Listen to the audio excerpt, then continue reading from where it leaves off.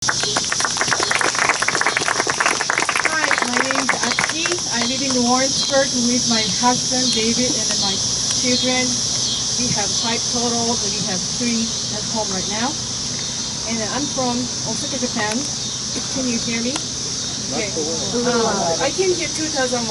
That's better. That's better? Okay. I came here 2001 from Osaka, Japan. And first of all, I would like thank you for the Mr. and Mrs. Glover to give me a chance to talk about my grandmother's story. Last year I came here and then I talked about my grandmother's story and her fiancé that we thought he was killed by atomic bomb. That's my grandmother.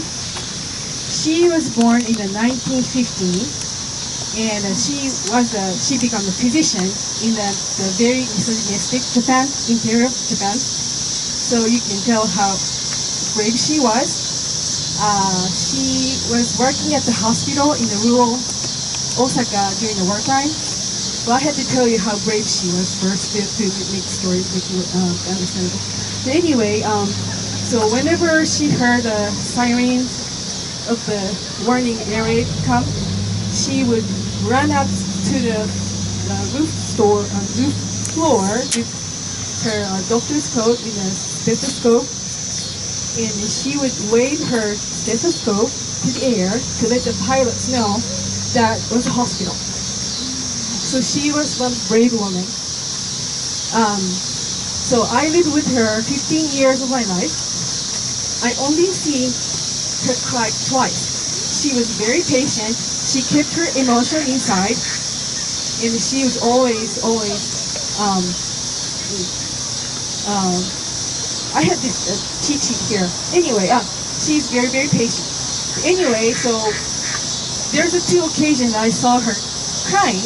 The first time was when we went to the Hiroshima Peace Memorial Museum that they have all the resource of the atomic bomb. And the other one was when she lost her friend. So anyway, so when I was 6, I had to quit the book. When I was 6, my grandmother took me to Hiroshima, and we went to this museum. And there was a small booth of so you can listen to the stories of the survivors. In a small booth with a headset, and I turned around. I saw my grandmother quietly crying, and I never seen her cry, so it shocked me. And I didn't even ask her what's wrong because I feel like I saw something wrong, something I couldn't even ask. Very private. Then after we went there, we visited her really good friend, I was told, and he was retired teacher, had a son, and then I think he came home that day, and then I saw his face, and I froze because he had scar on his left eye. His left eye was completely scarred and shut. And the 6-year-old me was thinking like, what's going on? Then I asked my grandmother later on, what's wrong with his eyes? And she said, well, when the atomic bomb was dropped, his mom covered him to protect from those shock or whatever, but she couldn't protect the whole thing, and that's why he lost his eye.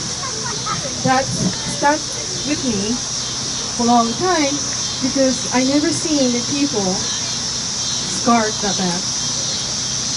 So anyway, my grandmother never really told me about what's going on or what the life was like in World War II. So that story that told me about the pilot was one of the 2 stories she told me. Then and my grandfather didn't tell us anything either. He was actually in a prison for 12 years because he was a rebel. He was trying to overthrow the Japanese government. So I did not hear any story about the war whatsoever.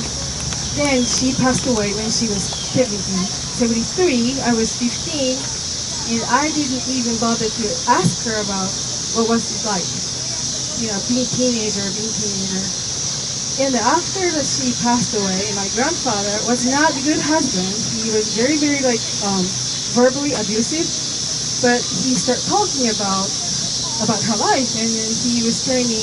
He told me one time that she lost her fiancé in Hiroshima. So I assume, my mother and I assume that he died by atomic bomb. Then, so last year I came here and I shared this story about my grandmother and my grandmother's fiancé. Then when I got home, I start thinking, like, is it true? My mother and I speculated stuff, made up story. Maybe, is there any way I can find the nephew of my grandmother's fiancé? So I went in the internet, tried to look for him, get his last name because I knew his last name, and look for the picture of this man with the scar on his face. It took me a while. Then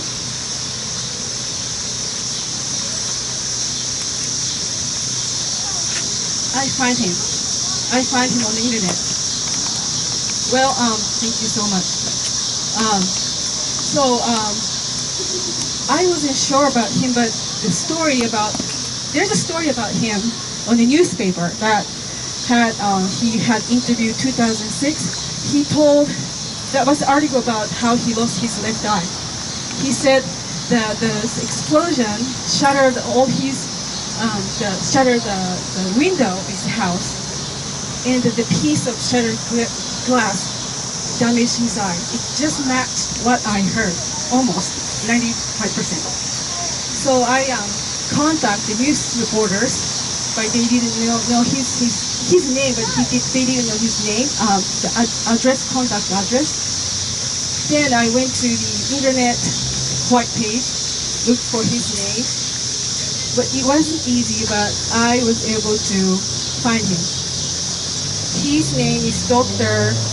Kensuke Ueki, and then he retired English professor in the University of Hiroshima, and then that's his picture when he was a baby before he got injured.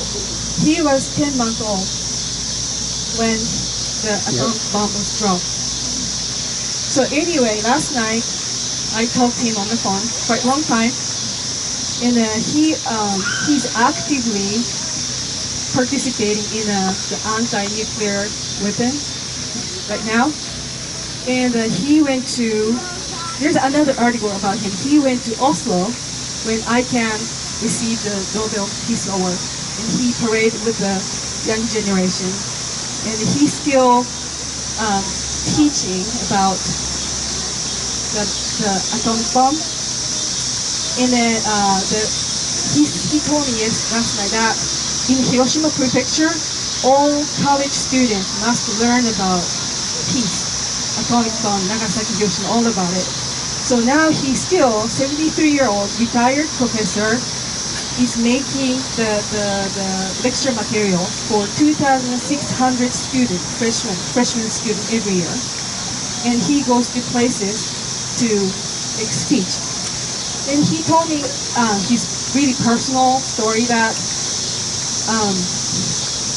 he did not remember itself, what happened really, but after he learned all about what was happening, like he said the people walk around sticking their hands forward like this. It's because the people got severe burn. Their skin was sliding off, so they're not trying to make their skin sliding off, so they have to raise their hand to walk around. That's what you see in the picture, like walking like zombie. Or other thing is women's hair stood up. It's because all the heat and the dust by the atomic bomb blew the woman's hair up and then fixed that way. So he was traumatized, all the story about the atomic bomb and aftermath. So he could not go to the Hiroshima Peace Memorial Museum for 50 years. 50 years he couldn't go. then he went to the first time that he did a he took up the he said the Ed Pilkins. I believe that he's a writer or editor at the Guardian right now. But Ed Pilkins came to Japan to write a story. He took him there. That was first time he stepped in the nuclear the museum, and he saw the exhibit, and he said that's all he knew. He learned about all about those things. So he kind of conquered. He said he kind of got better after that. But every August 6th, he got sick, and he could not get near of any events. That's what he said. And then he said the older generation, the people who actually survived, could not talk anything. So no one really wanted to talk about what really happened. And they died without sharing the story. So the next generation, like him, realized that they have to share the story about what really gone on, because nuclear weapon is horrible weapon that destroy everything, no matter who you are. There, in fact, he didn't say that. In fact, there's an American prisoner of war in Hiroshima who was there and then died by atomic bomb also. So it doesn't choose who you are; it kills everything. Anyway, then he said the last word. Last thing he said was, I have to read this.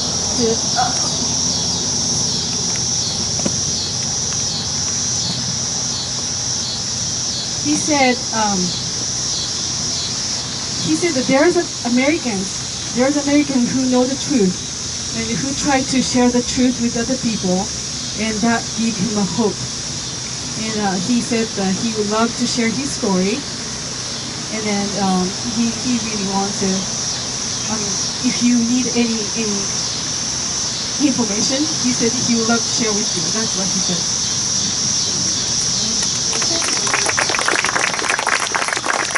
Thank you so much, Atsuki.